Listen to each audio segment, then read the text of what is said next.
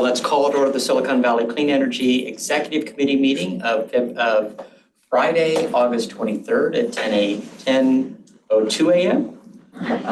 May we have the roll call? Yes, Chair Klein. Present. Director Walia. Here. Director Meadows. Here. Director Tyson. Here. Participating remotely, Director Martinez Beltran. Here. Vice Chair Makachuk. Present. We're all participating in the meeting today. Thank you very much. Next up is public comment on matters not listed on the agenda.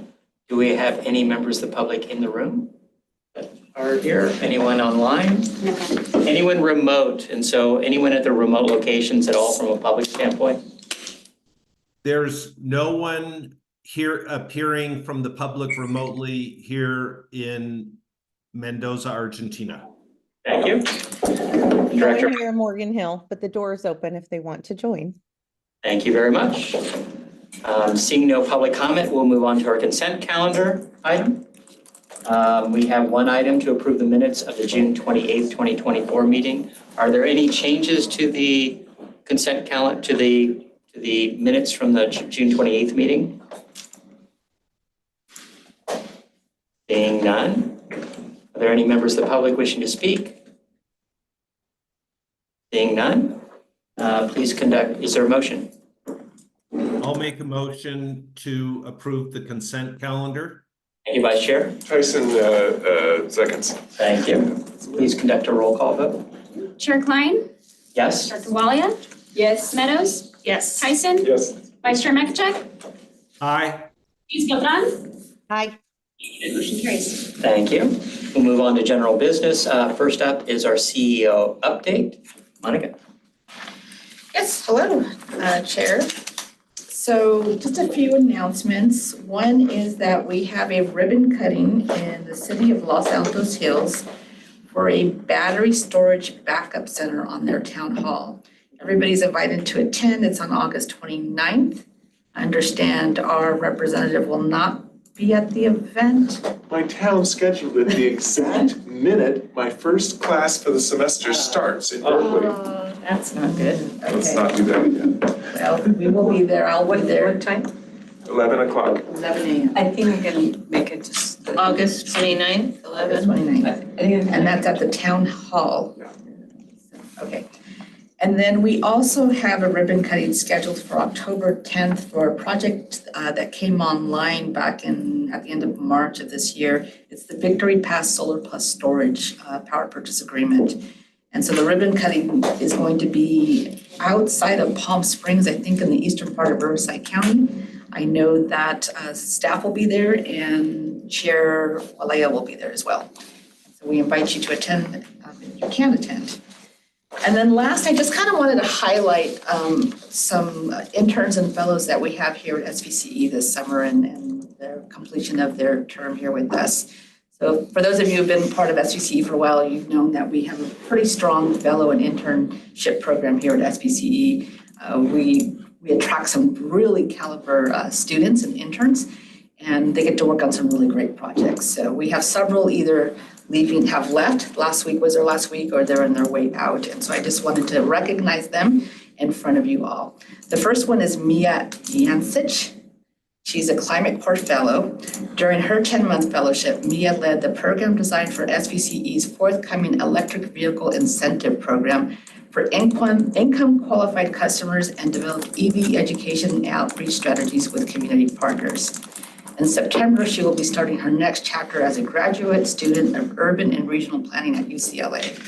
So Mia.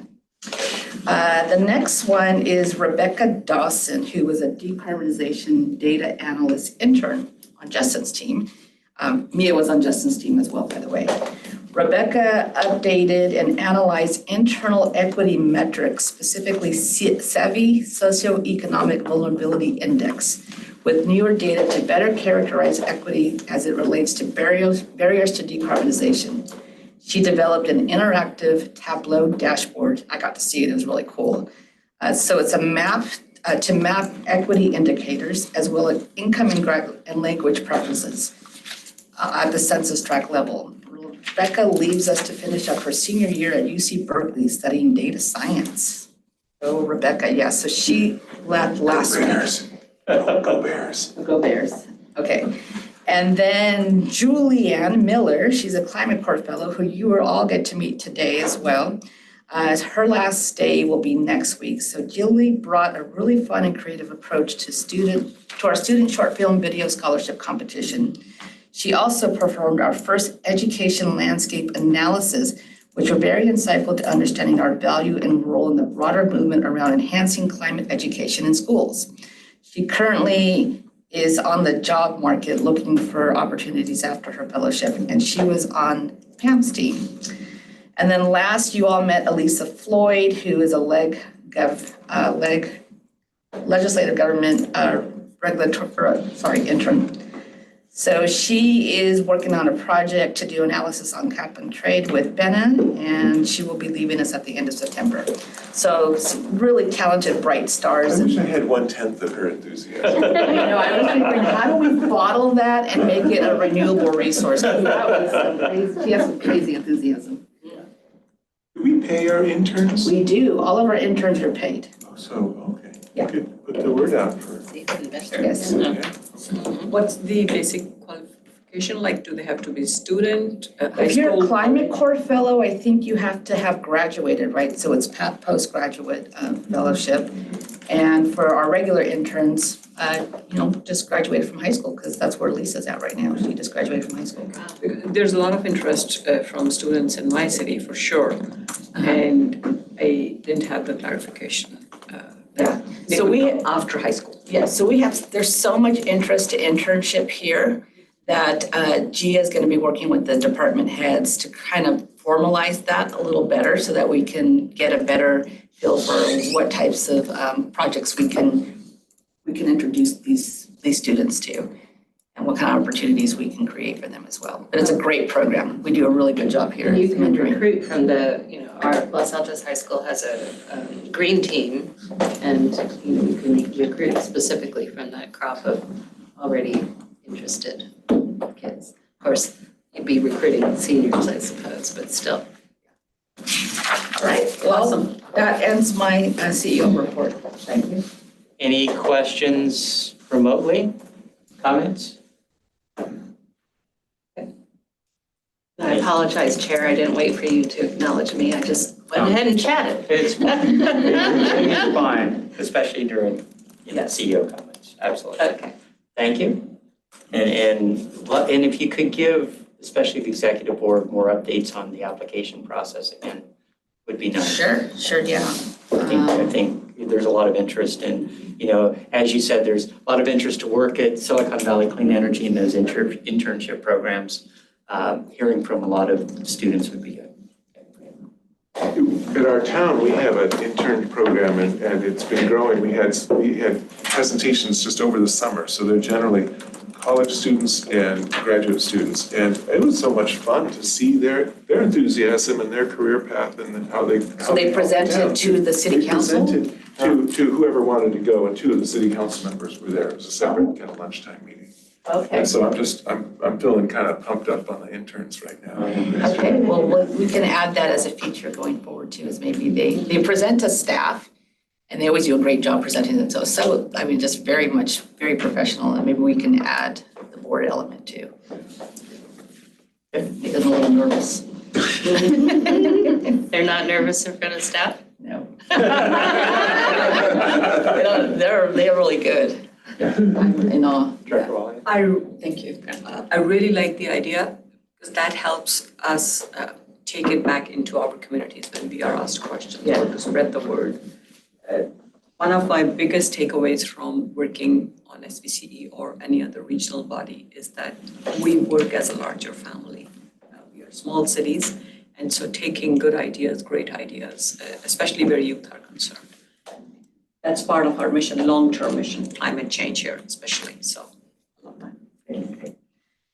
Okay. Chair, Yes. thank you. If I could, I just wanted to also say, we have some of these young people, they're just incredibly talented, and we have a very active climate action group here that helped us write our climate action plan. They were the ones who actually drafted it up. We partnered with Menlo Park. It was all done volunteer because we didn't have the resources to do it. Some of those have graduated and gone on to college, Berkeley, UCLA, and they are they're very excited and they have incredible ideas. So I think this is a great idea. If we can tie it in and let people know, for example, some of them did some of our video, won some grants to do that, that there's kind of a life after high school with us.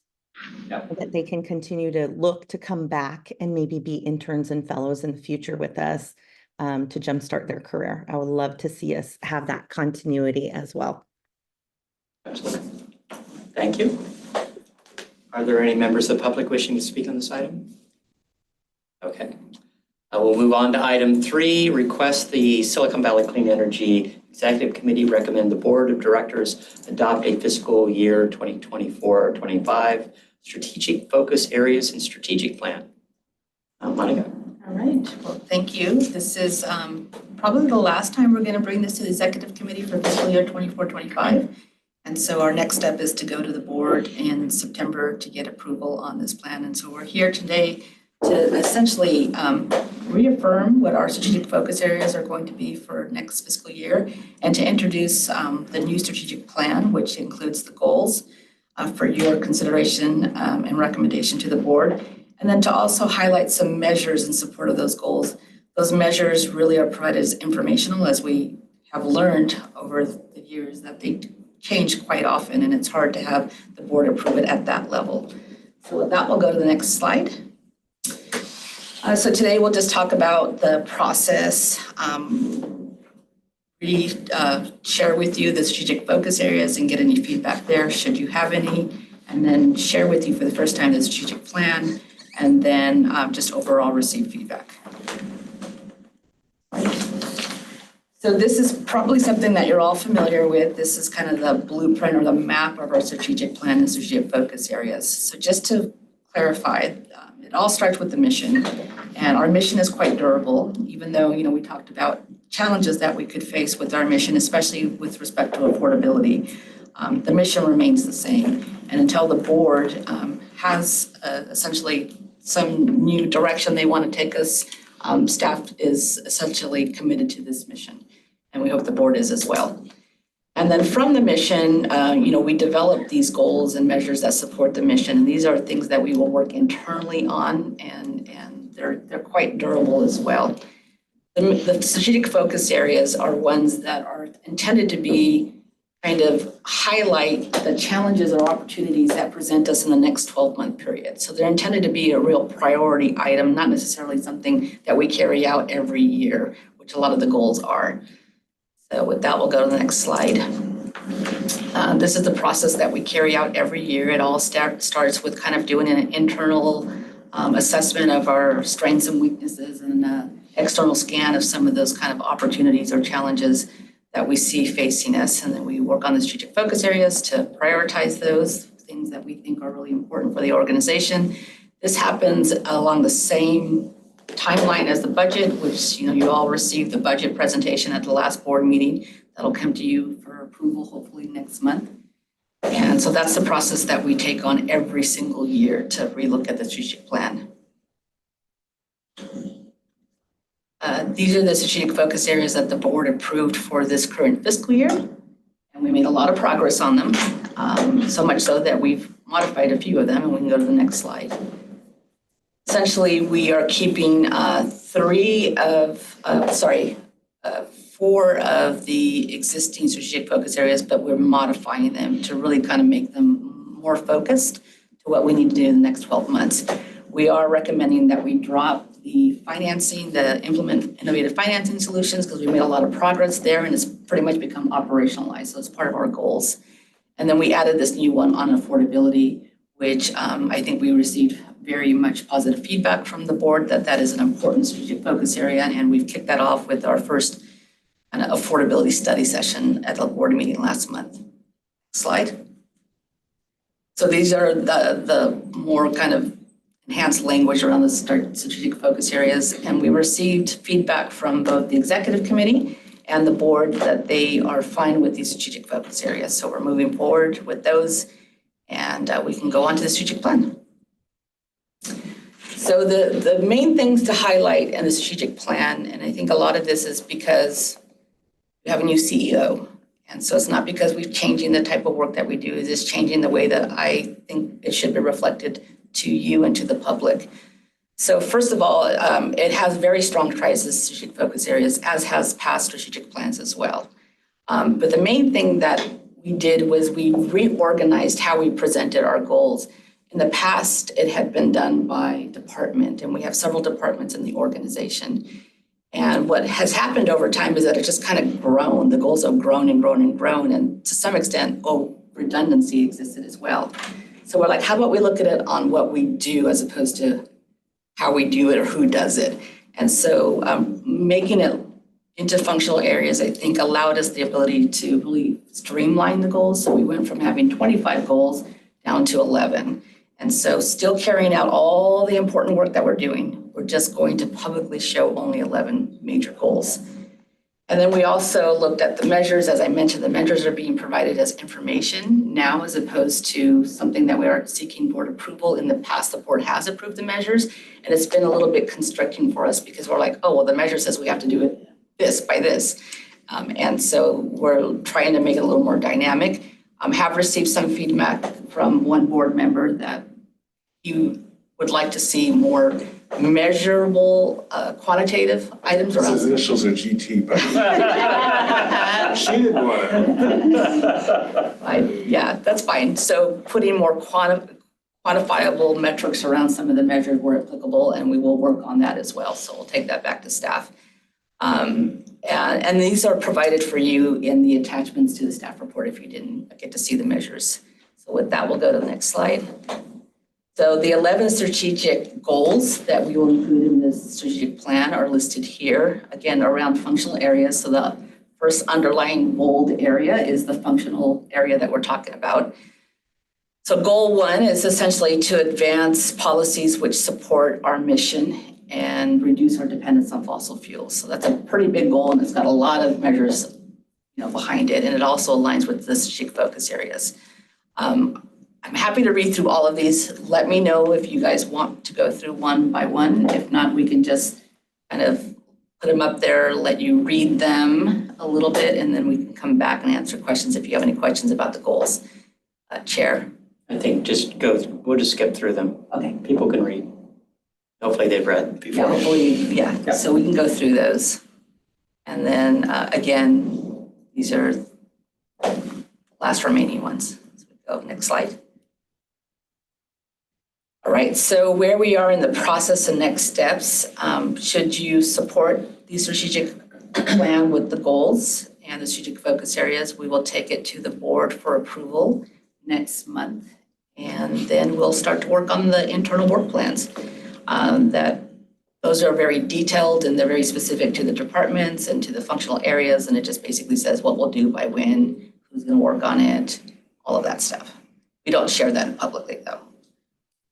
So with that, I'll take any questions or entertain a motion. Okay. Are there director questions, comments?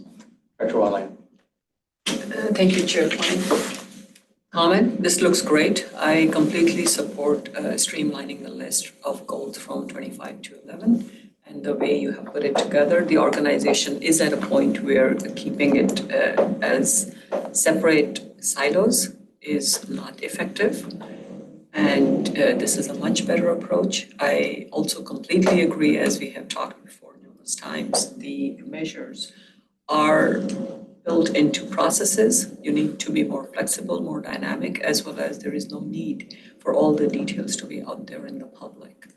Anything important, I feel I have full confidence that CEO's team would bring it to either the exec, well, first to the exec committee and then go to the board. I fully support. And I'll even. Having trouble hearing you, Tina. Oh, sorry, Brian, let me repeat very briefly, not to take up more time. I agree with what has been presented. Streamlining the list of goals from 25 to 11 makes perfect sense. The strategic focus areas we have talked in the past, the affordability study session last week was just fabulous. People had so many questions that confirms we took more time than we had originally planned. And the measures have to stay internal, makes perfect sense. Keeping it that way gives staff the flexibility to respond as quickly as they need to. And at the same time, not all those details need to be out in the public. If there's any need for the CEO to bring anything, I personally have full confidence that the CEO will bring it to the exec committee, and then we can take it to the board if there is anything specific there in the measures. That's pretty much where I was, and with that, I'll make a motion to support it. A little bit If more you need. Can That's it. I forgot to Yeah. mention, it was in the staff report, but it wasn't in the presentation, that one of the other changes that we're going to put in place is we'll report progress on a quarterly basis. Yeah. So you'll get a report, the executive committee and the board will get a report from Andrea, who's now the lead facilitator on the strategic plan, on our progress towards meeting the goals and any explicit measures that we want to talk about too, and the focus areas. So you'll get that. Other comments or questions? Remotely? I'll Chair? just say, thank you, Tina, for summarizing that, and I agree with that 100.0%. So thank you, and I think this is good to be moving forward. Thank you. And I'll echo those comments. I do think that streamlining makes a lot of sense. My only feedback is whether or not items 6 and 7 could be merged, which was the financial health, maintain healthy finance position and all the risk assessment. So they're both under financial planning. And they're related. When we're looking from a city standpoint of strategic priorities, we always kind of focus for 5 or 6 kind of the upcoming year. I think those go so hand in hand, and not that 11 is impossible, but a top 10 list I think is clearer for public, is clearer for staff also. I'll let you take a look at that. I do think that especially 6 and 7 conceivably could be merged, but that's my only potential feedback. I'm fine with 11, turn it to 11 if that's needed, but from a strategic standpoint, or from just a compactness standpoint, anything more than 10, even if it could be less than 10, I didn't see any that could easily be merged here, but those two seem, pretty, it's like if we're de-risking the organization, it goes hand in hand with maintaining that that strong financial position. So that's my only feedback. I agree. I'll talk to Albrecht to see if he has any strong opposition, but if not, we can make that change. Absolutely. Director Waller.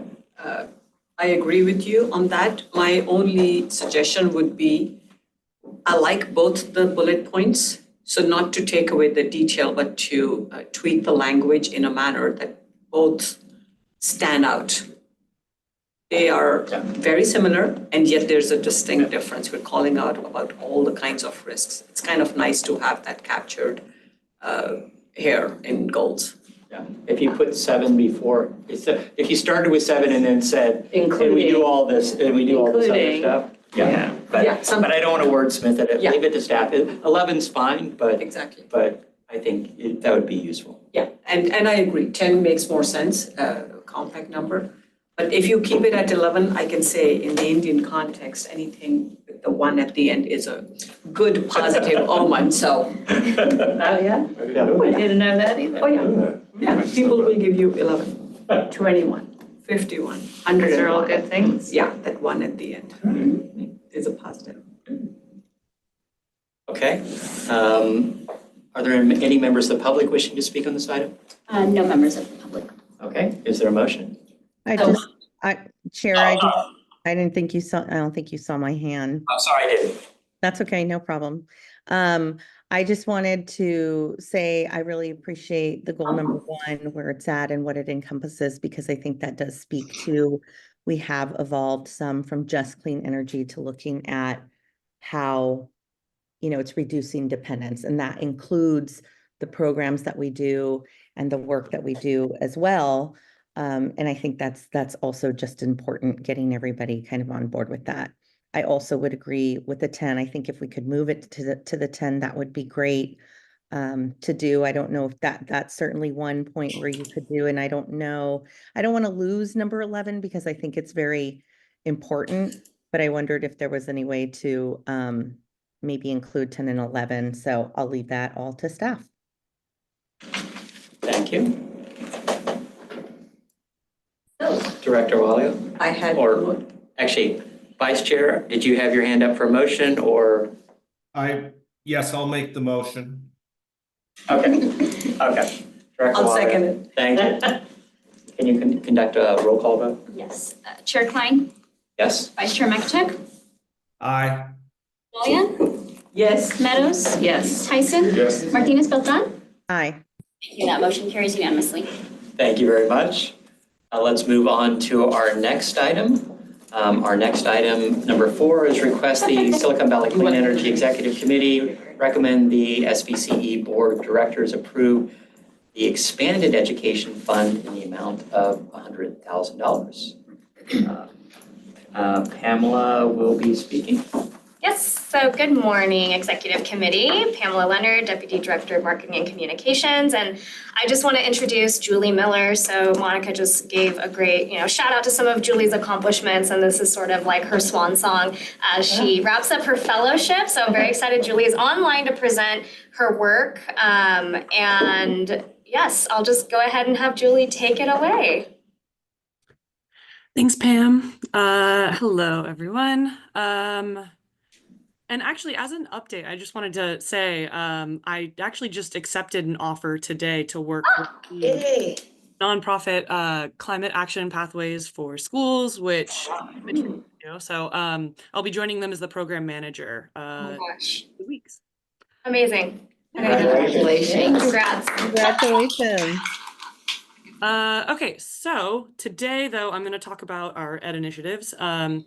As was introduced, there are 2 requests for today. The first is to request that the Board of Directors approve the expanded ed fund for $100,000. And the second is just to receive this committee's input on a new community college partnership.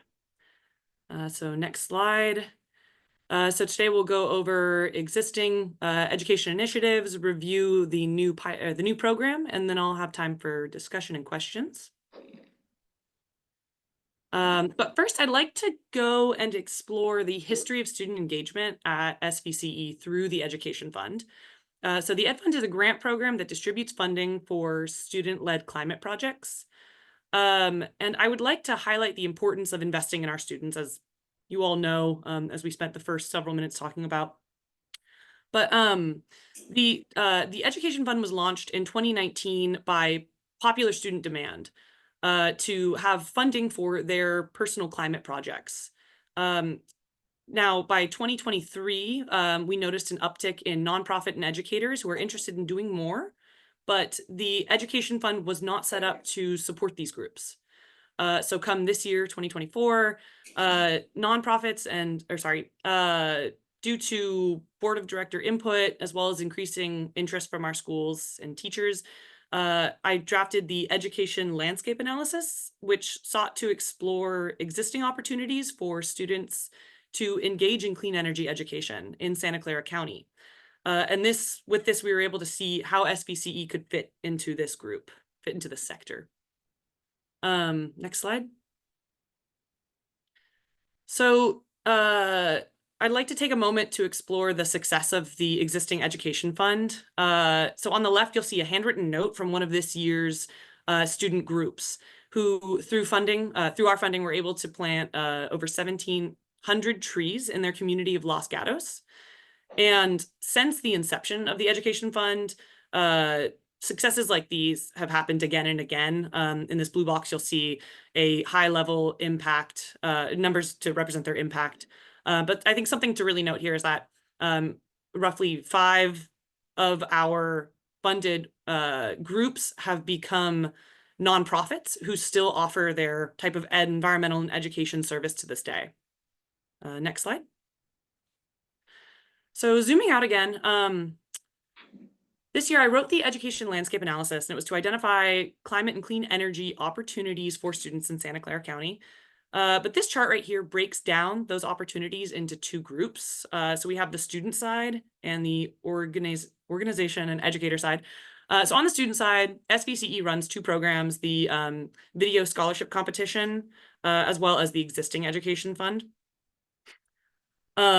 On the organization and educator side, SVCE participates in the County Office of Education Environmental Summit, which provides environmental and clean energy resources to teachers, as well as the Santa Clara County Youth Climate Initiative, which is a network of nonprofits who all participate in the youth engagement and education space. And then, of course, there are other various nonprofits who I won't go into detail on, but they also work in this space to provide services to youth engagement. Next slide. Now, while these offerings are fantastic, there are some gaps which I'd like to address. On the organization and educator side, we are really missing the chance to enhance our youth-focused nonprofits. While on the student side, we could definitely better engage our community college students. So I'll spend the rest of this presentation going into those two gaps. Slide. So the first solution is the Expanded Education Fund, which seeks to enhance the offerings of our local nonprofits by distributing grants to mission-aligned groups that really focus on youth and education. All right, so as the title explains, this is an expansion of the existing education fund. Comparing the two, the current education fund supplies funding to student groups for their student-led projects, while the expanded education fund on the bottom will offer funding to environmental education nonprofits for their work in energy education and early workforce development with the youth. Both of these seek to target students of all ages, from kindergarten all the way through community college and beyond. However, I'd like to point out a special attention to our underrepresented in Title I schools, of which there are roughly 140 in our service area. And by really targeting these communities, we are improving equity and access to our youth communities. Next slide. The landscape analysis, which I wrote earlier this year, determined 3 key areas where SVCE could make the most impact with funding. Those areas are early workforce development, community workshops, and curriculum and educator training. So eligible nonprofits could apply to the Expanded Education Fund and receive up to $20,000 per nonprofit for providing a service aligned to one of these 3 areas. So for example, a nonprofit could apply or could provide a service in the early workforce development area, which could look like a speaker series for high school students that delves into energy research in this space. Next slide. So that's the Expanded Education Fund. The next gap was addressing our community college engagement. And so with this, I propose a community college and Silicon Valley Clean Energy partnership to really match the community college students with SVCE energy experts and professionals to inspire the next generation of clean energy professionals. Next slide. All right, so the idea here is that community college students are really around the corner from starting their careers, and they have little opportunities to engage in clean energy. So this graphic right here, I have student age groups aligned from elementary all the way to graduate level, and I have general opportunities available to them at each grade level. And the thing to notice here is that our community college students have very few opportunities to really engage in the clean energy sphere. So, and with these with these community colleges, I'm talking about, we have 5 community colleges within our service territory, as well as 1 full 4-year university, Stanford, although the focus is really on our community college students, as the opportunities there are really lacking in the clean energy sector. Next slide. So what could this type of partnership look like? I have 3 possibilities for how to engage our community college students, and they're arranged from the most amount of SVCE involvement in dark blue to the least amount of SVCE involvement in light blue. And the goal of each of these is really to expose and inspire students to energy careers through staff support. It should also be noted that I've identified roughly 15 employees who have expressed interest in volunteering some of their time to mentor and lecture students, which really demonstrates a low amount of time commitment to achieve a high impact on our students. Okay, and next slide. Now, so that's the community college partnership. Moving on to the next steps, back to the expanded education fund. This is a rough timeline of how that will play out, starting in, so I have executive committee input and approval right now. October, this will head over to the board of directors. We can finalize development in November, and the initiatives can launch come 2025. And with that, I'm at the end of my presentation. So I'll open it up to any questions or comments. Thank you. Director Meadows? Well, thank you for that really exciting presentation. I am glad to learn about all that. So I wondered if you could give us some examples of some of those nonprofits. Because as I was listening to that, none came to mind. So I was curious if you could tell us about a few of those. Of course, yeah. So there are quite a few in our service territory, some of whom we're familiar with, we've worked with on other projects before. But just to give some examples, not in any particular order or showing any type of favoritism, some who work in the space are groups like Actera, who they have ambassador groups for students, as well as they do create curriculum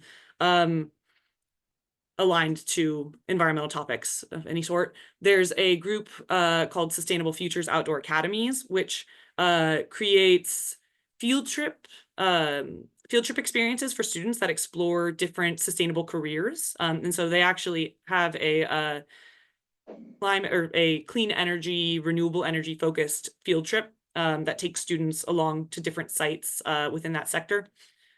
There is a group called Science is Elementary that designs curriculum, bilingual curriculum for students who are at a pre-reading level. So really within that like transitional kindergarten preschool space that do experiments and activities to familiarize students with these topics. So those are, to name a few. I could go on, but. Thank you. Mm-hmm. Thank you. Director Waller? Thank you, Chair Klein, and thank you so much, Sally, for that question. That was one of my questions. And Julie, I'm thrilled to hear what you're talking about. So a couple of questions.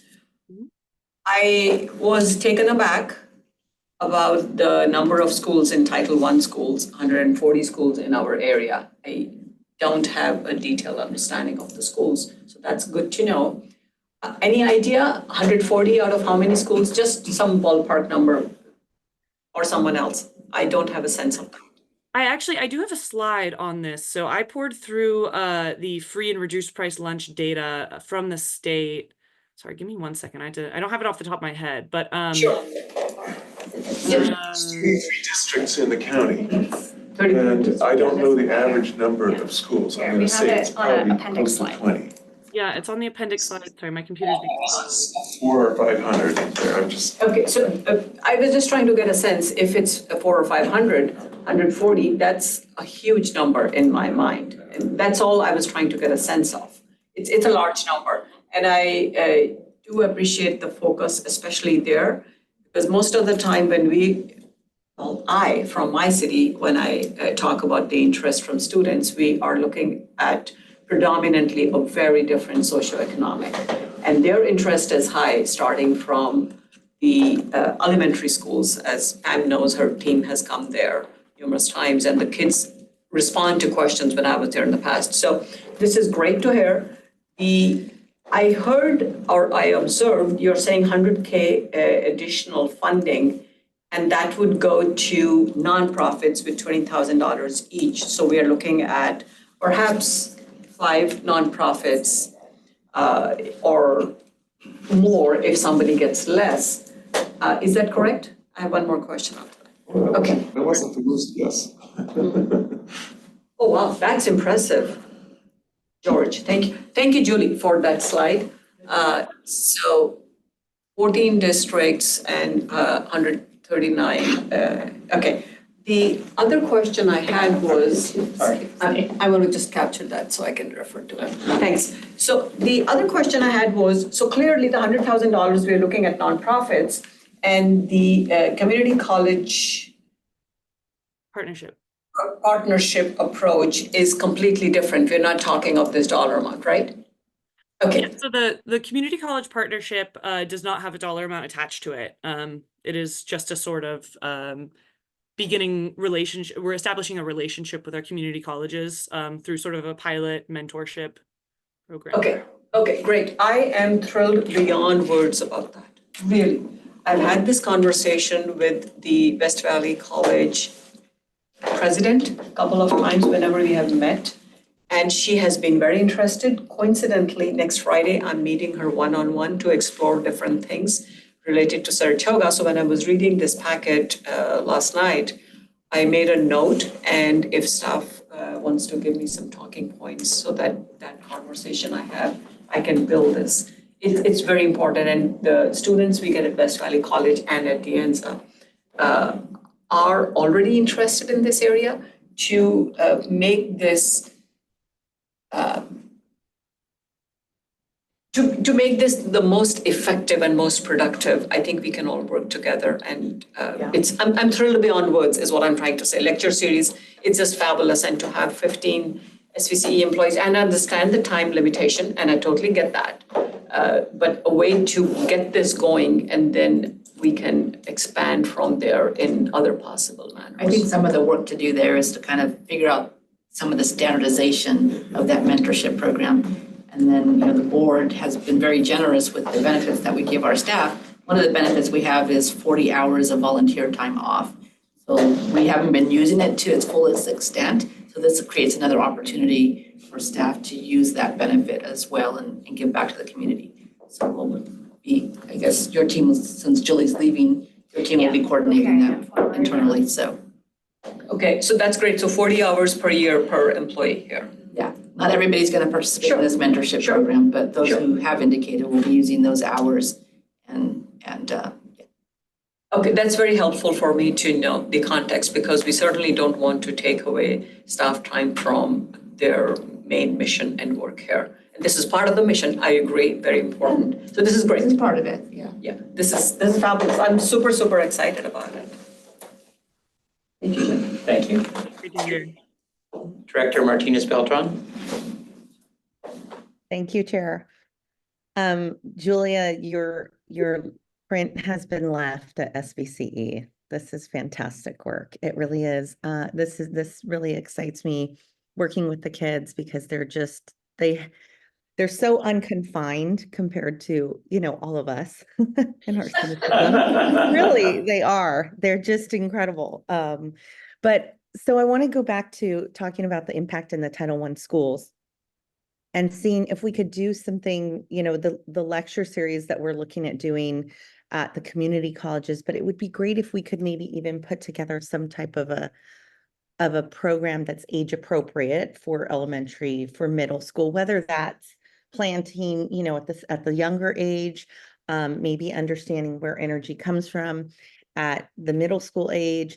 But if we could work to do something that could be replicated through those Title I schools, I think that would be amazing.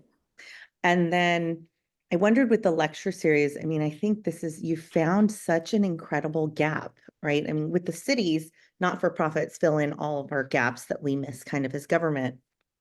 But this is really incredible to see where that gap is with clean energy and just climate, action. So trying to understand, if we did this lecture series, it looks like it would be based, you're suggesting, with our employees. Could we maybe loop in Cal CCA and others to, work with us on this? And maybe with the goal in talking with the schools And, we could all talk with our individual, I know Gavilan is here and there's Deanza in West Valley. But we had talked to them about setting up some type of a credit course eventually, or maybe building to a credit course, because I think at a community college, it would be great if students could take kind of their first introduction, to some type of a climate series education or looking forward, but that they could get credit to transfer to a 4-year university. I think that would be really, really helpful. And then I just wanted to mention, you did mention Stanford, but we also have Santa Clara University and actually San Jose State University as well. So I want to make sure we include that. And San Jose State would certainly be lots of underrepresented groups as well there. And I know Cynthia, the president CEO, so I could definitely talk with her about, seeing how they could work with us with CCA, with the climate series that we're looking at programming. But I mean, this is amazing. This really, I think, is a great nugget if we can catch these young people as they're developing and moving into the workforce and get them interested at the community college level. Like that spark, that's what sparked urban planning for me. I remember exactly the lecture that I went to. And I think if we can get them into something like that, we can spark that energy for them as well. Thank you. Thank Thank you. you. Comment. Clarification. Can I respond? Or One second. Director Teisel. Yeah, Go ahead. No, We'll do the hands, the order the hands are raised. All Go right. ahead. I like everything that I've heard about this. I think the focus is breadth. It seems as though $100,000 is not that much to us, but I think it can have a great deal of impact. I would say this looks like a good start. I'm imagining part of the plan is to review after 6 months, a year, and whatever, and see where it goes from there. But I like the direction. I went to a fire district meeting on Tuesday, and we had our teen certs present. And every time the teenagers present what they're up to, we're always fired up. And I think we get the same sort of reaction here to see what they're capable of doing, and especially to extend this more to the Title I areas, just as we seek our own electrification areas to broaden that to different types of housing. I think that matches that strategy very well. Thank you. Vice Chair? Thanks. I'll be brief. I echo what the others have said, and I always ask the same question, Julie, which is, what are other CCAs doing? And can we share this knowledge, whatever we do with the not-for-profits? And that builds on Yvonne's point, which, if we're going to work on something, can we take that knowledge that's kind of general and bring it to other CCAs in California? But as well, if we develop this for SVCE service territory, can we bring it, say, to other clean energy entities that are adjacent to us? For example, San Jose Clean Energy. If we're going to develop this, seed the idea to them as well. But this is really good. I'm very excited, and I applaud you for it. Thank you. thank you. Thank you. Director Waller? Oh, sorry. I was just gonna help answer that question without getting into a lot of details, but Julie did meet with other CCAs that have a lot of very similar types of support for local education programming, and it takes all different kinds of, flavors and things, and so we've, informed some of what Julie's designed from those conversations. So happy to give you more details another time, Director Bekachuk, but there's a lot of examples, so it's great. Thank you for that comment. Director Waller? Thank you, and thank you for that, because I was thinking that, I was assuming you have already done that. Just a minor clarification, that the number of schools we are talking is in SVCE territory, right? I just wanted to emphasize, because I'm assuming we are going to expand beyond, but our first goal, the money from SVCE territory stays within the territory itself. And that's why, the way I heard it, the number of community colleges and Stanford, it is within the territory we are talking. Though I don't know, Stanford is not in our territory. Unincorporated Santa Clara County. Of course. Thank you. Thank you. Okay, always something to learn. Thank you for the clarification. Thank you. So several questions and comments. First, definitely really appreciate the programs and this thinking of, educating the next generation that, this is important from a future standpoint. I'll second what Director Tyson was saying about the money. So whether or not would it be better for 200,000? And not that we want to just throw money at these programs, but looking at, you start listing off nonprofits. Is it going to be a grab of how many nonprofits can jump up quickly and get this funding, or is 5 the right number from slowly rolling this out for the first year? What is the goal from that standpoint? What makes sense?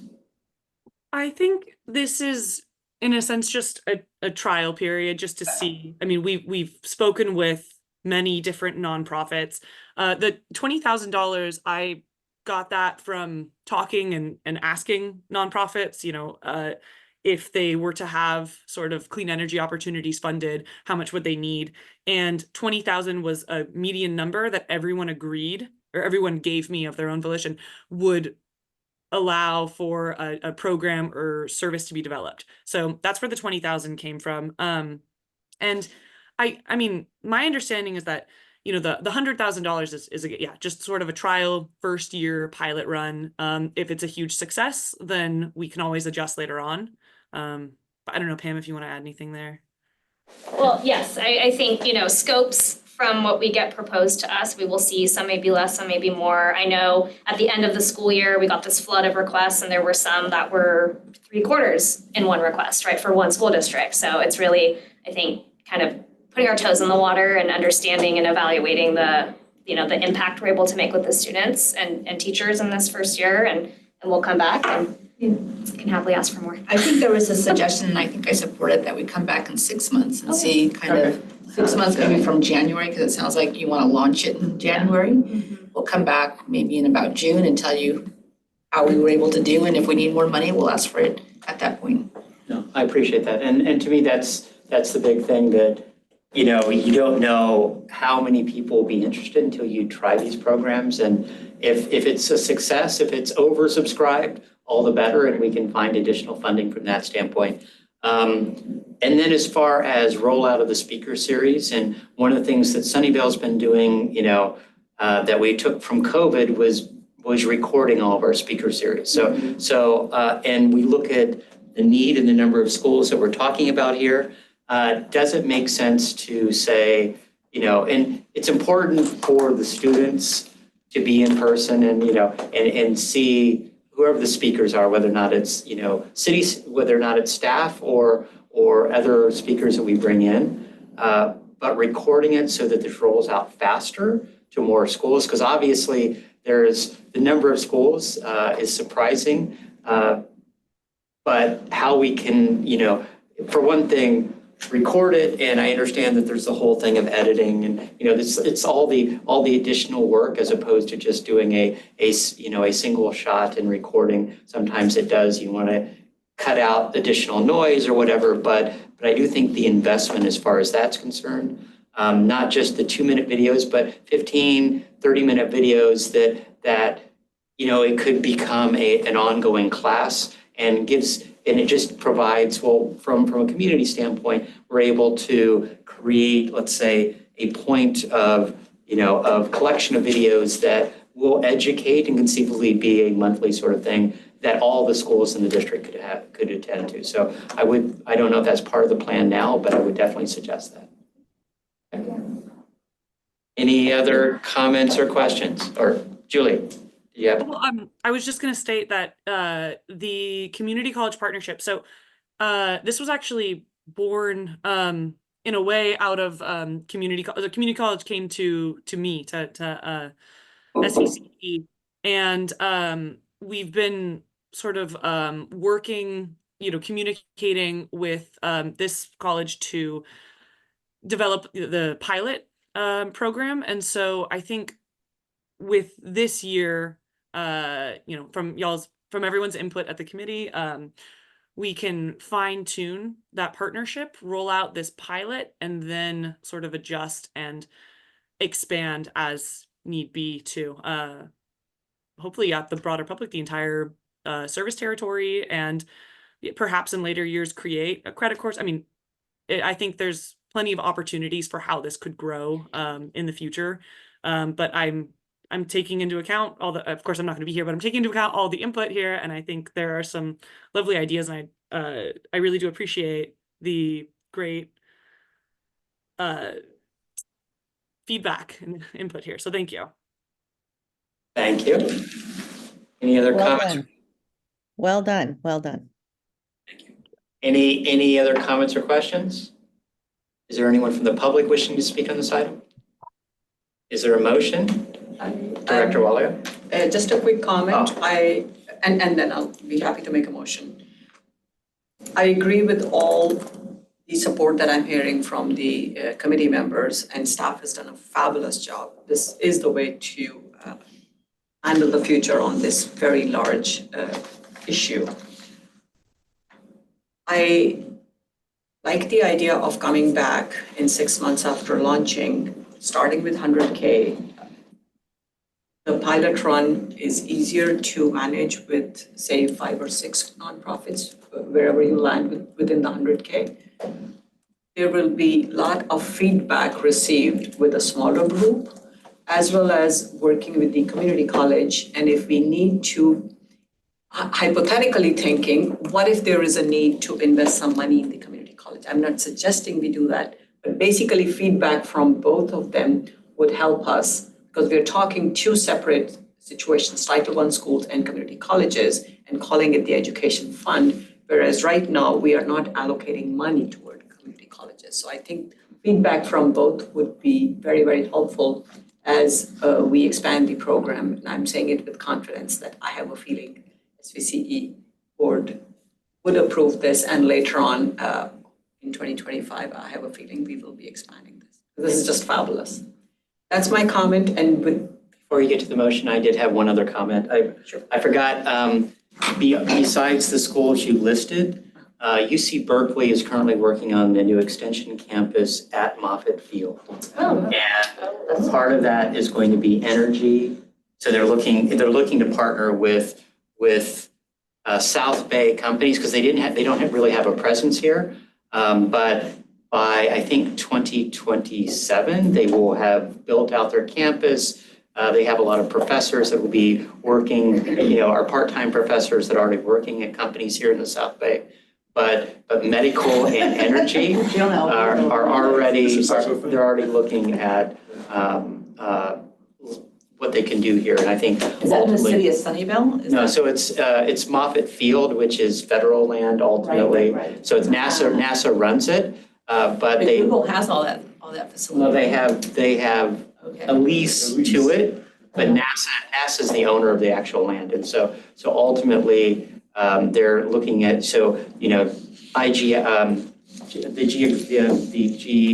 geographic organization from federal standpoint is now there, and they have a lot of different entities that are part of that. Yeah, we'd love to hear more about that if you can maybe connect us all. I'll connect you up to who's dealing with that. I'm curious too. Energy focus. Oh yeah, energy and biology and, even semiconductors, pretty much all the things that are kind of focused here in the South Bay. From an engineering standpoint, they're trying to create a campus, because their engineering campus from a Berkeley standpoint is kind of disjoint from where a lot of the technology is done here in the Bay Area. So, anyway, I'll do that intro. That's great news. And with that, the motion is to move staff recommendation. It just feels a lot more powerful with all the input from all the committee members. Thank you. Second. Yeah. Thank you. May we have a roll call vote? Yes. Chair Klein? Yes. Vice Chair Makachuk? Aye. Director Walia? Aye. Meadows? Yes. Tyson? Yes. Martinez Beltran? Hi. Motion carries unanimously. Thank you. We'll move to item number 5, introduction to the 2024 member agency grants. Justin? Yes. Good morning. So today I'm just doing a brief intro here, but today we're sharing an update kind of as an FYI on the newest grants that were allocated by the board in December and approved as a concept in March. We're getting near completion of our design of them. These grants are going to help support kind of even more localized decarbonization needs. So GHG reductions on things that maybe don't fit perfectly within SVCE's existing programs, or maybe layer on top of them or add to them, or maybe are really specific to something in your community. Launch is coming soon. We're really excited to be doing these, and we're wanting to share that excitement with you and make sure that wheels are sort of starting to get in motion on all your parts and thinking about this. So our senior program specialist, Jessica Cornejo, is going to present more details. Thank you for the intro. Oh. Go ahead, Jessica. Sorry about that. Cool. Hi, everyone. Good morning. Thank you for the introduction, Justin. Directors, last time I presented to you was in the May Executive Committee meeting where I presented on the Community Resiliency Grant. I did tease out this program, so I am very excited to come back to you all today and present SVCE's new round of member agency grants. Next slide. And we could go on to the next slide, Andrea. So for a bit of background, SVCE has released 2 other member agency grants over the last few years, which include funding for either resiliency projects, community engagement activities, or building upgrades. In total, with the 2 existing grant programs, we have funded a total of 27 projects in our service territory. As Justin mentioned, last December, the board approved $10 million for the new round of grants, and staff has been developing 3 areas of funding that have been heavily influenced by our learnings and experience from the previous grants. Next slide. As the value add, the projects that we have funded in the past demonstrate emissions reductions and engages both residents and public officials. We want to ensure that our agencies are supported and that we are able to meet our collective climate goals. So much of these projects that we have are really cool and really innovative.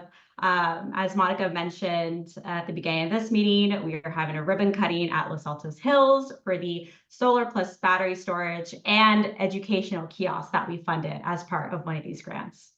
And as a quick plug, we did receive the Cal CCA Impact Award last year for our decarbonization grants.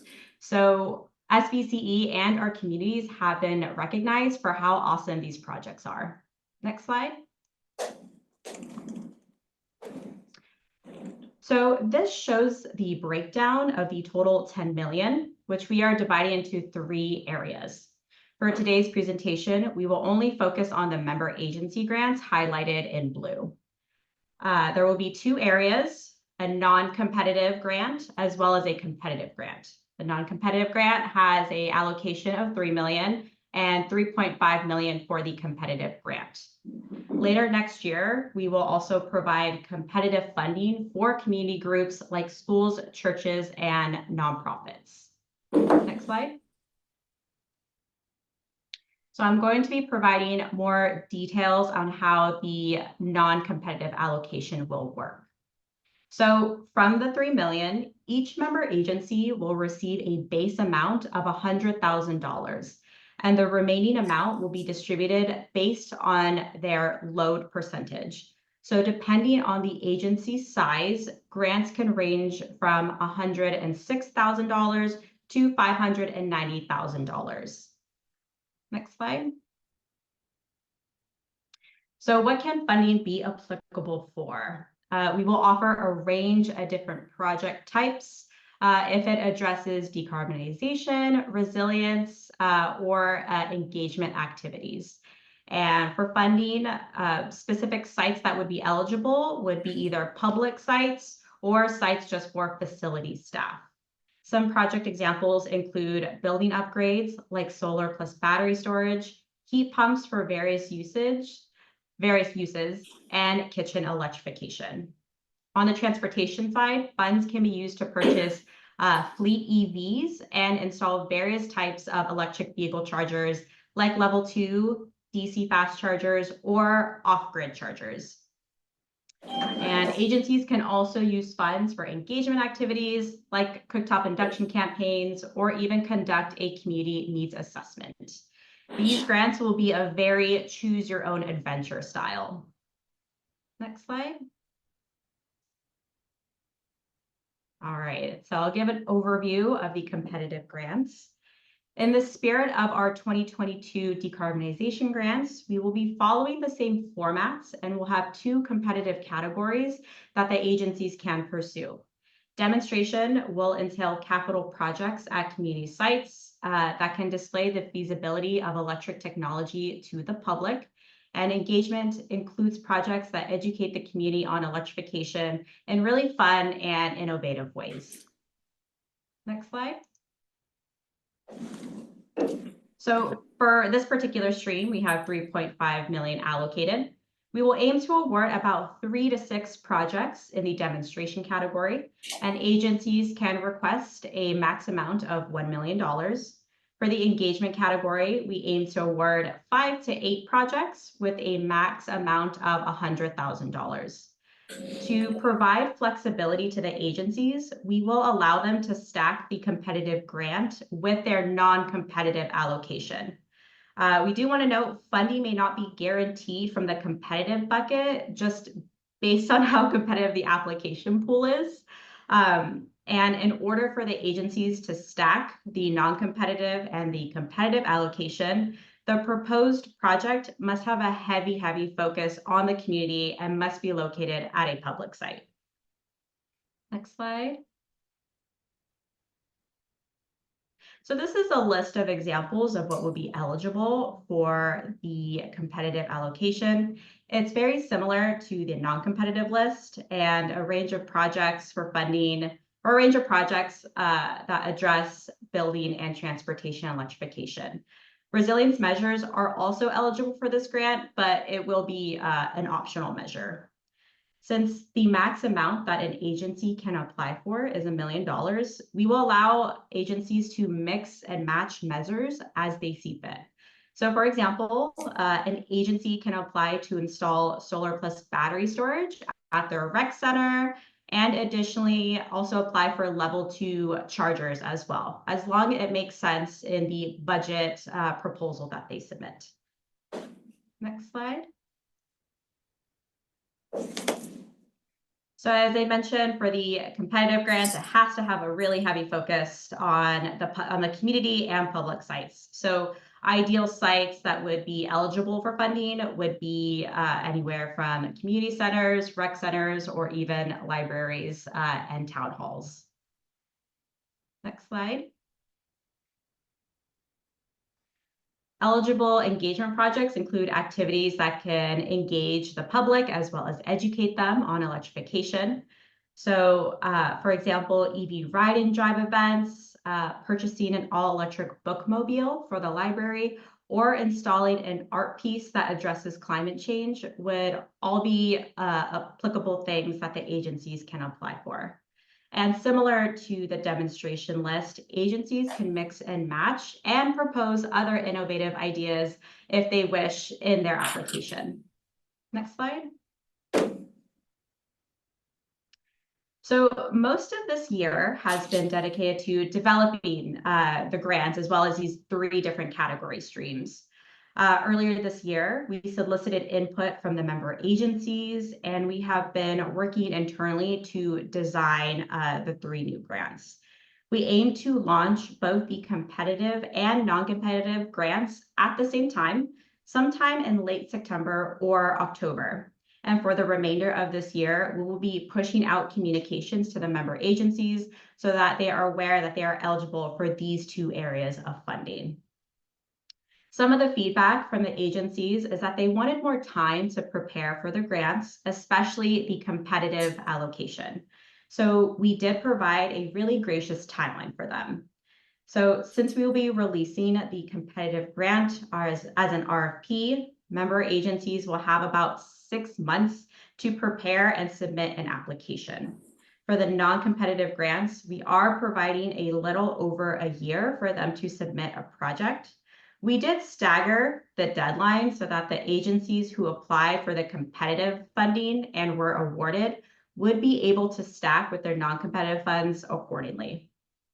And then lastly, we aim for a springtime launch for the competitive community grants that schools, churches, and nonprofits would be able to apply for. And with that, I believe that is my last slide, and I am happy to take questions. Thank you. Justin, do you have anything to add? Okay. Any questions or comments from directors? Director Meadows. So this is also exciting. This is a good meeting. Lots of money to give away. Yeah, well, we're always excited by that. That's right. So it sounds like you've already got solid contacts in each of the jurisdictions because you've been querying them and to build the programs. So I wondered, so you're going to, okay, let me phrase the question differently. You're not relying on me then to define this for them. I mean, I'll obviously talk to the city manager, but you already have your contacts and you're going to explain these timelines and processes very carefully. Or is it, do you need my help or our help or how are you rolling it out specifically? I don't want anyone to miss the chance. And if they're relying on me, I need to know that. Yeah, that's a great question. So we will be relying on city staff who make up our member agency working group. So we are in constant communication with city staff. We do meet with them monthly. We are working with most of them on a federal grant we're applying for. We have really great communications with all of our member agencies. We have been also prepping them on this grant as well. So they did receive a very, very, very early heads up. And so when we do release these, we plan to share it with DMOGers as well as city managers, since city managers will need to sign off on any of the applications member agencies submit to us. So we will be hitting communications from all sides. All right, very good. I'll Jess is too polite to say this, so I'm going to say this part, which is that's all completely true, and we expect that will work really well.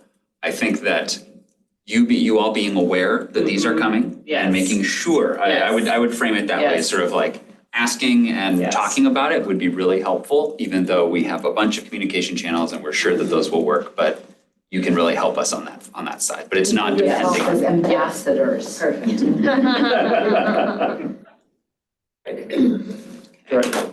Director Tyson. Great, thank you for that information. You know, I'm the council liaison for our environmental initiatives committee in town, so I just figured, unfortunately, our meeting was last night. So, but anyway, we'll keep them in the loop, and I'm glad to hear about the timelines and all this. And so now I've got a question. Let's see if I can stump you. We're a small community that's all residential. Is it possible for us to partner with a buddy city next to we use the same library, for example? And, yes. And is there a way to, I didn't ask you. I'm agreeing. Sibling rivalry. For two organizations to coordinate in an application in either competitive or non-competitive. Mm-hmm. Yeah, that's a really great recommendation. That feedback hasn't been brought to us. Since we're still developing the grant materials, we can take this back and see if we could bake it into the materials as well. So your agency would be comfortable with combining and sharing funds with the neighboring agency, if I'm hearing that correctly. I don't speak for anybody, but I think creating the option would be a good thing. Well, we share a library. We share a library. We share a library, so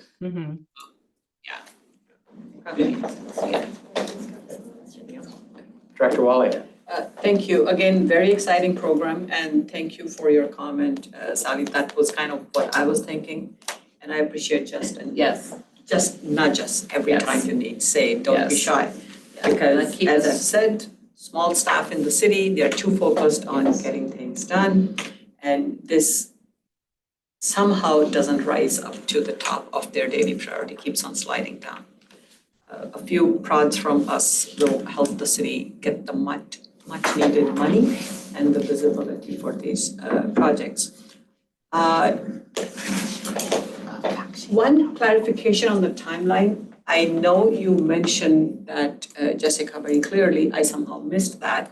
So you're saying we are separating the competitive and the non-competitive timeline launch, which makes perfect sense.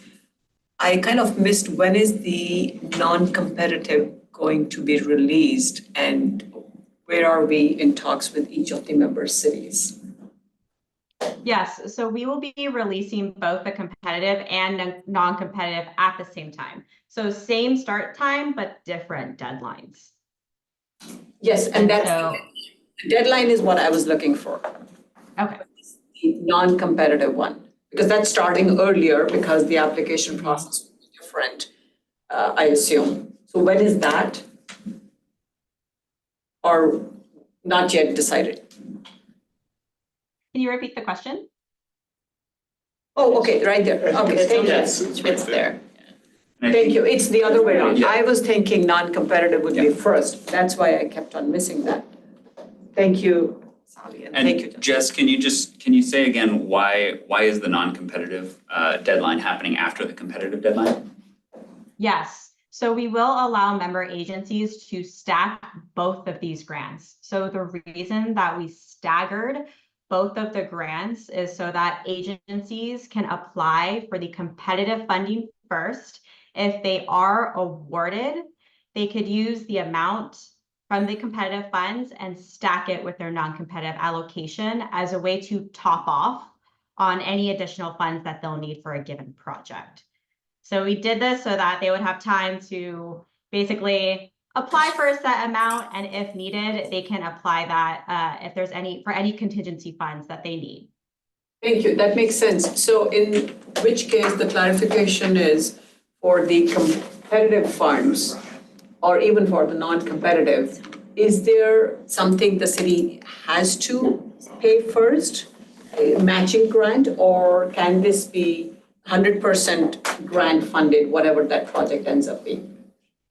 It will be, it can pay for 100% of the project. There will be no matching is required. I will state, let's say, for example, if an agency has like a $2 million solar plus battery storage project planned, and they do apply for the 1 million as well as apply for, X amount that they have for the non-competitive, depending on what their project is, it'll kind of be dependent on the total amount of funds that they are awarded at the end of the day, plus the non-competitive, and then whatever the project is. Thank you, and that makes perfect sense. I hear that. The non-matching fund requirement is something that will be very beneficial to at least my city, because we never have the budget. I know Montessori did a great job, and I'm very happy they could do that because they had the money to do their community building, and SVCE could support them. My city misses out on those opportunities, so I appreciate the flexibility for other cities like mine. We can't be the only one. Great program, thanks. Thank you. Director Martinez Beltran. Thank you. This is also, as Director Meadows said, very exciting. So thank you for the flexibility of being able to stack those grants, because as you know, it gets really sticky sometimes. And I wanted to ask with the grants and looking at the community, there's some mention of schools and what Sunnyvale did with their schools. Is this, I guess, all encompassing for the city, whether it's as you know, city is one entity and the school district is another, is what I guess I'm getting at. And so if your school district uses it, then does that tap out the city from being able to access that? And have we thought about having that available for both? They're both really large public organizations within the cities. Yeah, so for these specific grants, they are mainly meant for member agencies. We are releasing a competitive grant next year for community groups that school districts, churches, and nonprofits can apply for. And so we did want to split this because we understand that school districts and religious institutions might not have the technical capacity to, do their own GHG analysis, expand on the technologies that they are applying for. So we do have, the competitive grant we will be launching next year will be very much catered to these groups. And we will most likely simplify some parts of the application so that it is easier to understand, and will most likely provide technical support if there are some organizations that aren't really familiar with some of the technical aspects of these technologies. So in the grant next year, school districts are able to apply for that round. And so for these grants, the member agencies, it was mainly focused on their facilities and their buildings. Sure, that's just what I wanted to qualify, because, of course, there's a huge need in both of them. But yes, I think a lot of the time through our liaison program that we do with the school district, we will offer resources for that to help with them. So that's fantastic. Thank you. Yes, and I will state, when we do launch the competitive grants for the community groups, if member agencies want to assist their school districts or churches within their community in applying, we would definitely encourage that as well. Okay, you know what? I had one other question. Sorry. Sure. So just looking, and when I read through this, it was talking about, town hall, community centers, libraries, things like that. What about if you have, it's not necessarily a park, but if you had somewhere, for example, in your downtown that is kind of a congregation area, would that be qualified, or is this a case by case, basis? For a congregation area, do you mean like Like a a plaza streets or type a area, block? like a plaza type area for lighting, anything like that would qualify. I think we're, If this, oh, sorry, go ahead, Jason, Justin. I think we're still finalizing the eligibility criteria, Director Stotron, so we can think about how we can frame that and make sure that it's clear. We want to be as broad as possible so that these can be as useful as possible, while still hitting the, decarbonization, demonstration, engagement goals. Yeah, I mean, like, I'm thinking about that. Another thing that I'm thinking about, and I'm sure we're all doing it, is building out our trails, our bike trails, our walking trails. And, as a woman with young children, it's important to have lighting in those areas. And we struggle to kind of meet those needs because it's not a high priority, right? But that might be another opportunity for some of our communities to do some solar lighting along those trails and pathways. Yeah, we can think about that. I think the question will be the decarbonization sort of value or component to that. I totally hear you. Sure. Solar lighting would be really valuable for the community. Right. Okay, thank you. Thank you. And I just had one question, and it was going to be on the competitive community grants. And so you kind of gave a general timeline. Will that come back to the executive committee or the board on a similar presentation on that, or have you kind of already baked that? Because definitely outreach, and there's certain things that I think the directors would have input on, but I'm just wondering what the plan is from that. Yeah, and Justin, I could answer this one. So we can come back to the executive committee and present to you all, very similar to this format. So where it's like 75% of the way baked, and then come back to you before we finalize it. I do want to note, we are internally assessing, we're having a relaunch of our equity processes. And so we do want to make sure that when engaging these nonprofits and churches and schools, we want to be as mindful as possible. And so we're going to do some internal work with how we do things so that we can have a plan for engagement with these particular groups before we launch the program. So very similar, we want to give them an early heads up. We have some internal work to do, and we want to have a dedicated outreach plan for them. Because as we all know, communication with these independent organizations is much different than the member agencies. We don't interface with them as frequently, and we do want to be mindful of our communications, and again, make sure that the application materials are at a level and language that is understandable and accessible to them. Absolutely, and I think it's easier when you're talking to cities because they're used to dealing with these projects, but especially those agencies.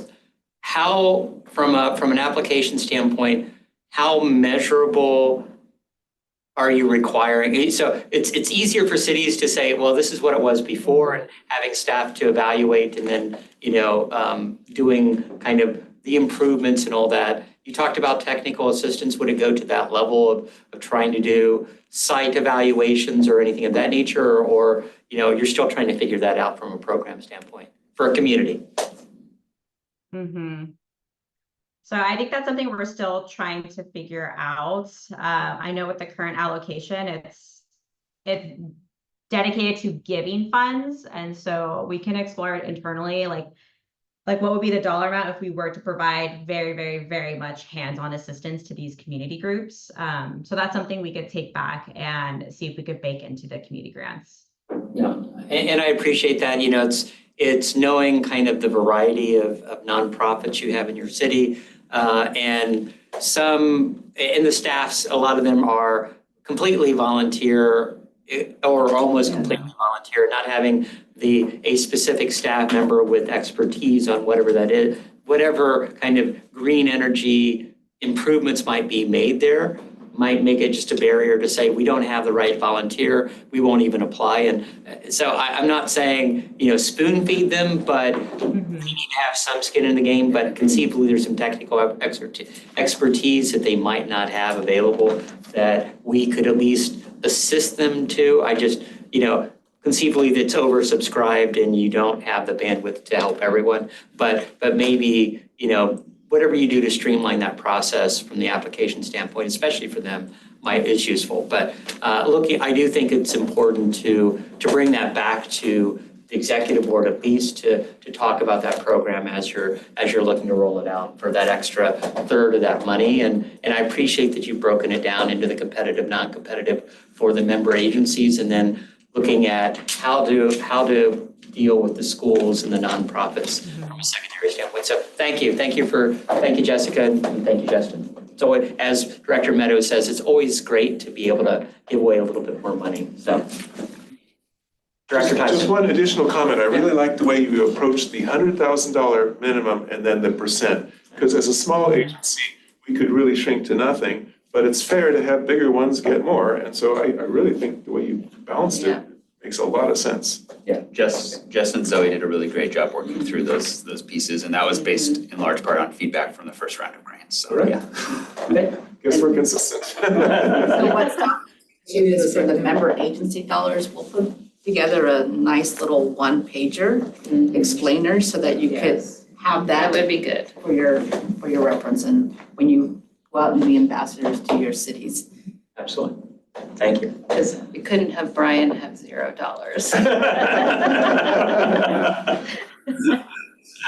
That wasn't much of a giggle. No, he's sleepy.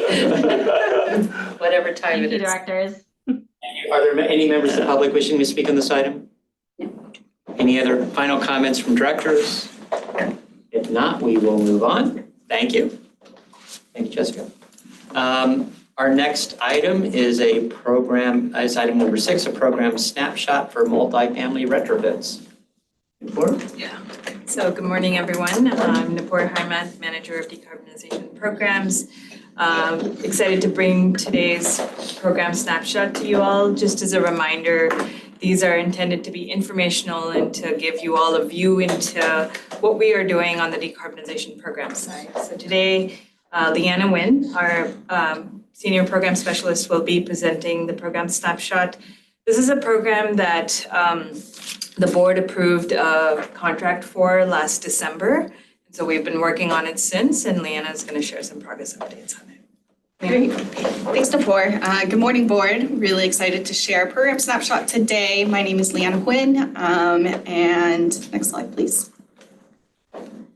So the Multifamily Retrofits Program is a 5-year program that's $12.5 million. The program is no cost and full service to existing affordable multifamily properties of 5 or more units. Our goals are to electrify 300 to 1,000 multifamily dwelling units and install 55 electric vehicle charging ports.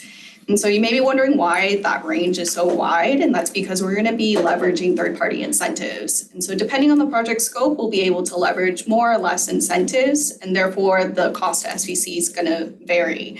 Of course, we're going to try to get as much as we can so that we can electrify more units. Next slide, please.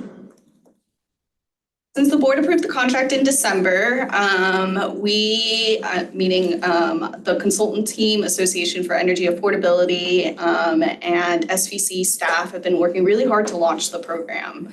We've hosted stakeholder focus groups to get feedback on our initial program design, and right now we are in a soft launch phase.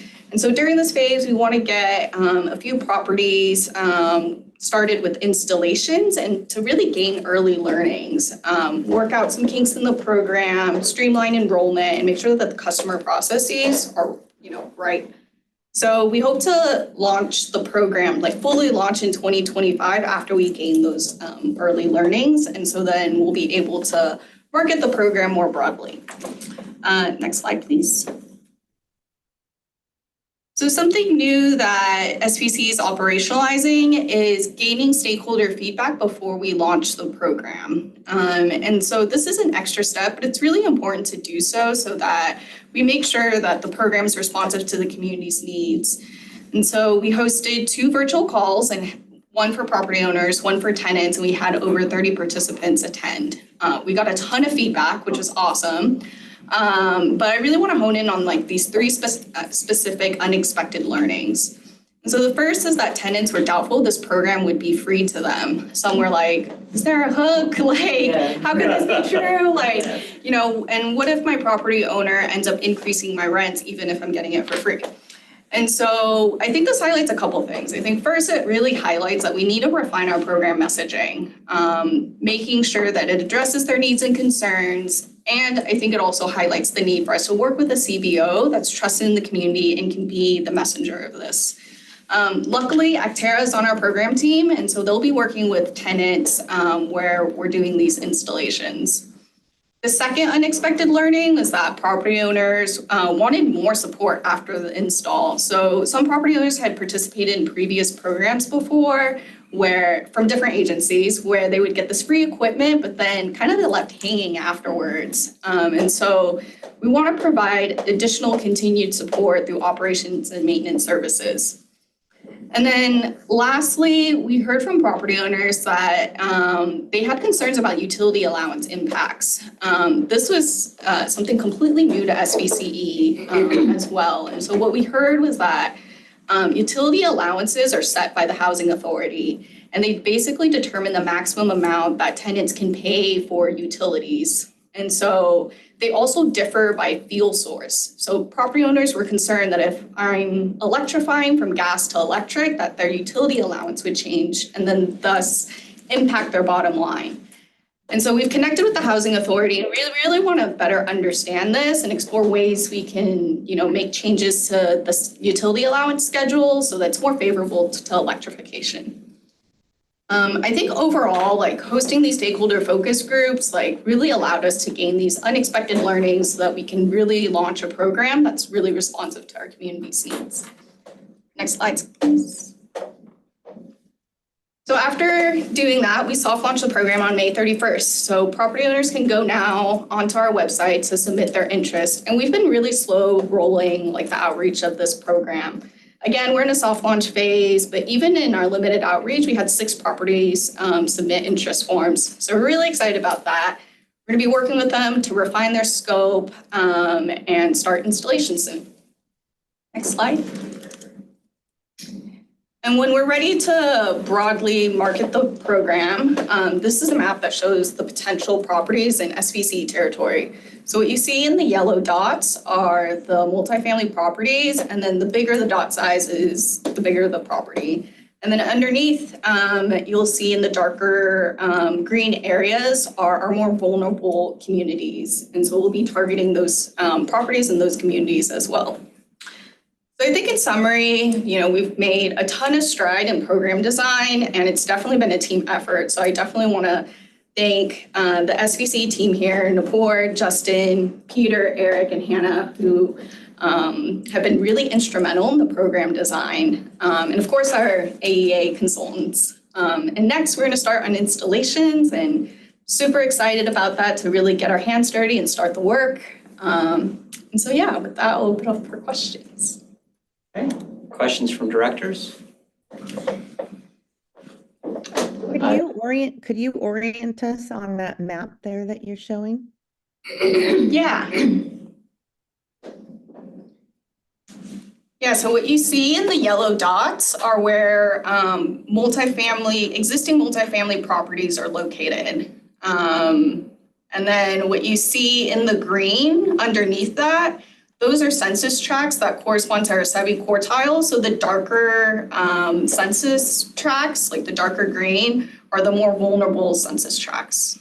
So maybe if you highlight the number. Okay, so could you tell me, for example, where is South County? Where is Gilroy? Where is Morgan Hill? Where is San Jose, Mountain View? Oh, sorry. Sunnyvale, Low Salt. Yeah, the dark blues. Yeah, so the dark blue and the dark green down right there are Gilroy and Morgan Hill. Gilroy being the most south, Morgan Hill being just north of that. Okay, so the furthest south buttons or dots, that's Gilroy. And then just on top of that is Morgan Hill. Yeah. Mm-hmm. Okay, great. That's what I was trying to figure out. Okay, And sorry. you go up. Okay. So it looks like we have quite a bit of work to do in South County, which seems to always happen. Okay, thank you. That's helpful. Thank you. Thank you. Yeah. Director Wale? Thank you, Chair Klein. Very quick clarification. Similarly, the 148 units for Saratoga, is that the Fellowship Plaza, the one property, just in case somebody's aware? I don't know off the top of my head. Okay. But we did get that list of properties from LIHTC. So if that property is receiving like the low income housing tax credit, that would be that property. Okay. You said that was the Fellowship Plaza? Fellowship Plaza. Okay. That would. Yeah, we'll check on that. That would be, I guess. So kind of related, not exactly this. This makes sense. But a question pops in my mind. There are multifamily projects that are going to come in with the housing element and the builder's remedies coming in every city. So just wanted to bring this to your radar again, that I'm sure other cities are going through this. My city, we are beginning to get the applications. And so how, and you don't even have to answer this now because that's not the agenda we are talking here. But what is our approach, and do we have an approach to not necessarily fund those, but to bring visibility to those projects to keep our mission in mind? Because some of those may or may not be low income, but there is definitely, as we speak in my city, there are numerous. The deadline for the builder's remedy projects coming in, they are high density, basically a lot of multifamily. Saratoga typically does not have that, so Saratoga may not be on your radar. We have 20 builder's remedy projects in my city, the maximum in any city in the county. And quite a few of those are going to be high density multifamily homes. So we don't want to miss the opportunity. The final applications are coming in by the end of September.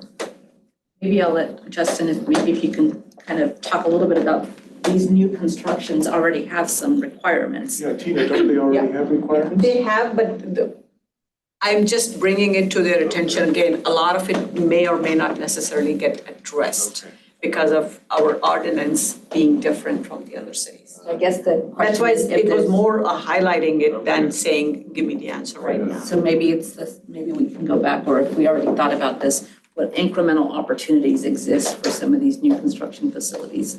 Yeah, so interesting comment and question. I think, yes, this program really focused on existing. And so, keeping in that, we can talk a little bit more about that. I think that, it gets into some of the tricky area where if you have codes that are requiring certain things or encouraging, or what does that look like versus, additionally providing incentives, because that's not something that we've historically done. So anyway, we can talk about that. Or if it's just education awareness or trying to get all electric on the radar of some of those projects, that's something different as well. You got exactly what I was going towards, so thank you, Justin. Thank you. Director Meadows? Yes, thank you. So along those lines, I want to pick up on some clarifications. I'm looking at your slide 2. Who is this for? So existing deed restricted affordable multifamily properties. And so that doesn't have to be an all affordable development, and has to be a multifamily development that has some affordable units, and this would target just the affordable units? That's the question. Yeah. So, Great question. And so one of the eligibility requirements is that it has to be at least 66%. So predominantly multifamily, affordable and deed restricted, but we also kind of weighed, it would be kind of odd just to electrify part of the property and not all. So as long as it's meeting at least 66%, we're going to do the whole building. okay, so, and that's kind of where my next question was going to be, because at first, the way I read this in the slide, existing deed restricted affordable, you could just be talking to the inclusionary zoning, which in our city and probably a lot of them is 15%. And then what do you do with those other 85%? But you're saying that you're defining this to be 66% or more, but then you're still going to ask, you're going to aim for 100% for properties that are 66% or more affordable. Correct. And Deed restricted. Yeah. Okay. And that's actually, at least for our city, we we have sort of 15% or we have 100%. I've not heard of it. I don't see you on their map. No, right. And that's why, I mean, so there are ones that are not 100%, but are as high as 60%, 66%. I mean, to me, that's a little unusual, but again, Los Altos isn't necessarily the target here, as we're seeing from the map. So that just seems to me to be an odd number where you'd have 2/3 of a multifamily development be affordable, because I thought they were usually like all affordable through, nonprofit affordable housing developers, or they were just inclusionary zoning gained through the city, because I've never heard in our context of something that's 2/3.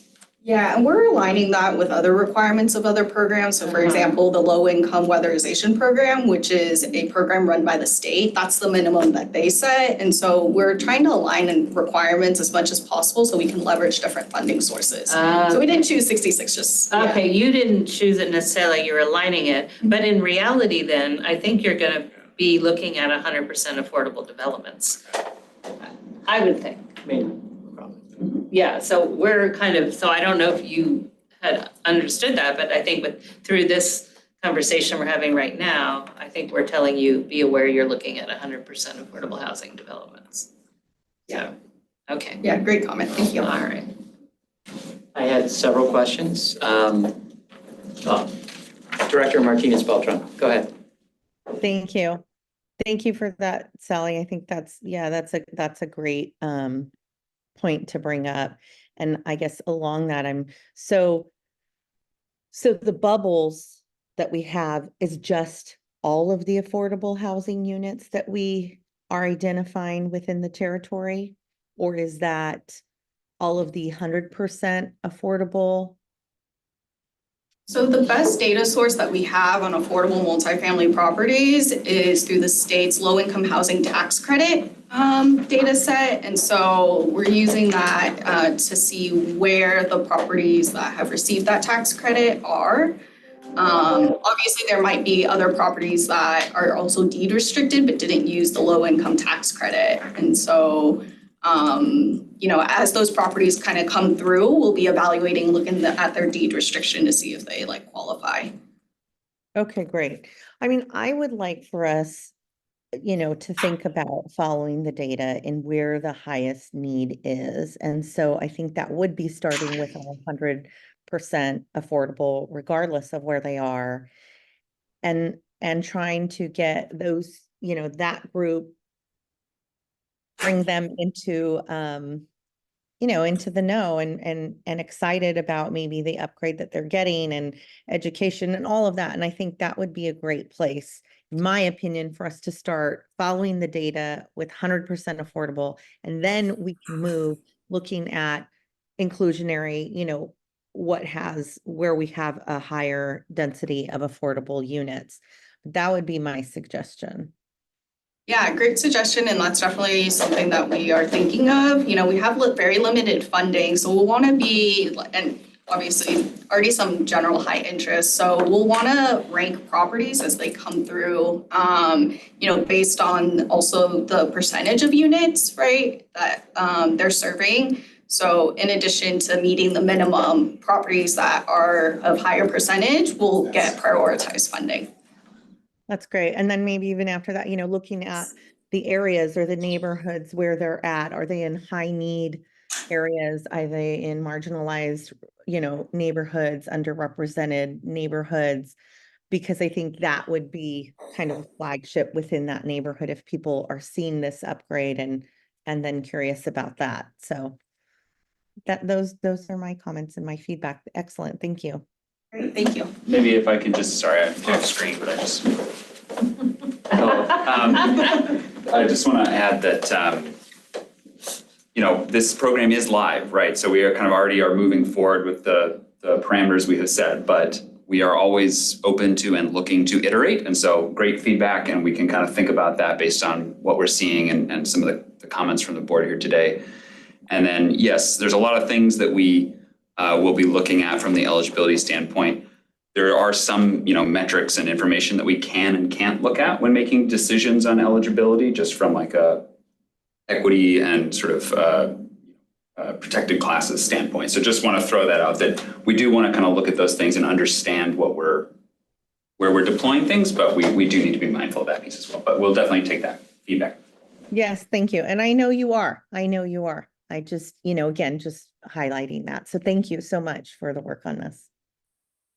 Thank you. Vice Chair? Hi, sorry, I was corresponding with Andrea because I've got a few technical bandwidth issues here, and you have to appreciate communications in North America than in other places. So please be patient with me. I did want to make a comment, and then I'm going to drop off, that I think that we shouldn't consider builders remedy projects because those are under the Housing Act. Those were kind of forced upon the different jurisdictions. And it's almost like if they wanted to force that onto them, they should be able to make them stand alone financially. And you can have more of an in-depth conversation on that, but that's my initial reaction. And other than that, I think you've still got a quorum, and we only have a few minutes left, but I'm having problems here. So if I could jump off, if there's anything that we need no? No. Okay. Okay. Thanks, everyone. Appreciate that. Enjoy. Enjoy. So I had several questions. First up, from a stakeholder standpoint, you talked about 30 stakeholders. Was that mainly landlords and you mentioned tenants also. So was there a split? So what was kind of the split of tenants? Because ultimately, there's not a lot of, input. It's mainly the impact on landlords when you're from a funding and who's actually doing this application. What was the breakdown, or what was that? Yeah, so in our property owner stakeholder group, we had about 5 folks who attended, but they represented about more than half of the affordable multifamily properties in the territory. For the tenant stakeholder group, we had about 25 folks attend. And then as far as cost benefits versus operations, so the landlords, these affordable housing nonprofits are focused on the long-term cost of the site. And so, are we making, we're making money we're making offers from a grant standpoint to say, we will help you upgrade the site and electrify, focusing only on all electric and EV charging for now. The other half of that is, and we talked about solar panels. So are we actively engaging them on, not that it's part of the program as it's currently defined, but the value of doing these solar panel upgrades or additions at the same time? Yeah. Through other programs that we have. Totally, and we really focused on electrification, but there's other multifamily funding sources that we're planning on leveraging, including the solar multifamily affordable housing program, which is a state program that gives properties, free solar. So where those properties are eligible, we'll definitely be leveraging that. Okay, and so, yeah, so I didn't see it added here, but I think, you know, when you start looking at the overall costs, if they're adding solar panels and conceivably lowering their footprint of energy use on a site-wide basis, that's a very positive thing. And just, I think, you know, from a program standpoint, at least calling out that that's a component, not a target, I think is critical. And then lastly, housing authority difference of, you know, getting credits or funding depending upon whether or not it's gas or electric. The sooner we can get that defined of what the ask is from a state standpoint, you know, we're finishing from a ledge standpoint, we're finishing this year's laws to a certain degree, or what it will end up on the governor's desk in the next month. The sooner we can start carving out that if there's an ask of, you know, okay, if a site is electrifying, converting a certain number of credits from gas to electric, or however that's defined from a housing authority standpoint, the better it would be for us to start advocating to our legislators, because their next week is a lot of headaches as they're figuring out those final bills. That being said, a month from now, they'll be looking already at 2025. And so now is the time to put those seeds out there that's like, this is a change we would like to see made. In whether or not it has to be a bill, most likely nothing gets done without basically one of our legislators sponsoring it to say, take it from, you know, we're electrifying, move from a green energy standpoint, move it from gas into electric and have those credits for those low income tenants. Now's the time to make those decisions. So the sooner we can find that definition of what needs to get done, the better it is, so that we can advocate to our legislators. That's for that allowance that they get. Yes. Yeah. You're talking to Benna about that. Yeah, so my understanding is that utility allowances are set by the housing authority. So it's really going to be engaging with the housing authority and trying to understand a little bit better, trying to understand like, how can we change the schedule? How is it set right now? Right. So we started contacting them. Okay. So yeah, it's on our roadmap. Okay, good. But yeah, the sooner it feeds into a legislation standpoint, most likely. Not, you know, the housing authority won't, without a little nudge, do anything. So it's just, so I think that's a positive thing. And I definitely think some of our environmental legislators would be happy to say, look, you know, we got electrification and we maintain the viability of especially affordable housing, because it's that you know, it's the meeting of housing, affordable housing and energy, environmental issues, which I think a lot of our legislators would be happy to get behind. So anyway, just my 2 cents. Yeah, we'll talk, oh, Benna's hearing. I don't know how she hears this. I know. But Okay. Leanna has done just a fantastic job getting all of this input and putting this together. So I just wanted to call that out, and also to say that like this kind of learning and the kind of learnings that we've heard from the stakeholder conversations are really valuable, because figuring this out, this schedule, and how do we get that changed, like that will be a big friction point in the electrification of all of those properties that were on that map that we just showed, even without, you know, SVCE intervention, if we don't kind of get it fixed. And so it's going to be difficult, and we may call on you to help us potentially. Absolutely. But it's just great that we've kind of uncovered this as we've been going through it. Yeah. And thank you for the presentation. And did you have a comment, or you? I only heard part of that, Oh, but okay. as I'm talking to our legislators about this program, right? And yes, we've been talking to them already. They are very excited about it, because as you said, it is that juxtaposition between affordable housing and climate goals. So Right. great comment, thank you. If we need to make changes, or they need to make changes, now's the time to start pushing. Anyway, any other comments from directors? Any member of the public wishing to speak on this item? No? Well, thank you very much. Thanks for the presentation. Good to see this program moving forward too. We'll move on to committee and staff remarks. Are there any final remarks from committee? I just want to thank SVCE for all these programs. This is how we are moving forward. it's not easy. That's what I keep on thinking. There are layers and layers, and I don't know how many layers of complexity.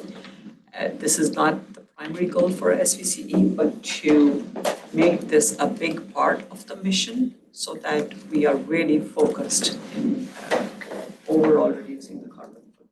I think it's just fabulous beyond words. We can do it together. We can't do it as individual cities. And for that, I just commend you all. Good job. Thank you. I also want to just kind of maybe highlight, and maybe you didn't see this, and it wasn't intentional, but many of what we introduced today or updated you on really is about decarbonization because that's our mission, but a lot of it was about affordability too. Because that's super important, as we mentioned, and this is going to be our focus areas. How do we keep things affordable so that we can continue on our mission as well? And so, certainly we appreciate the thank yous, but really it's thank you to the board for allowing us to do these programs.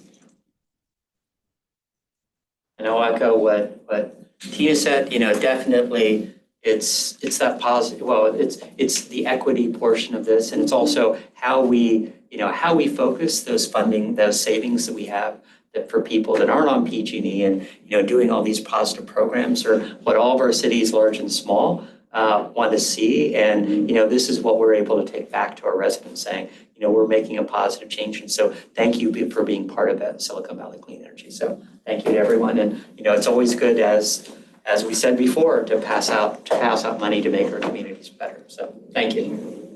Okay, with that, we will adjourn the meeting at 11:57 p.m. See you. Have a great weekend, everyone. Thank you.